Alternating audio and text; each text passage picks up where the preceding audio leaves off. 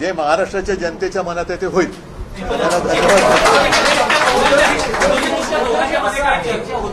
हे सर मी तुम्हाला एका वाक्यात सांगितलेलं आहे. त्याच्याबद्दल बाकीचे जे काही बारकावे आहेत ते आम्ही बघतोय.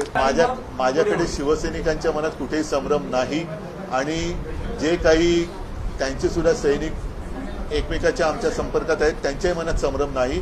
तर माझं म्हणणं की संदेश वगैरे देण्यापेक्षा आम्ही जी काय बातमी द्यायची ती बातमी देऊ.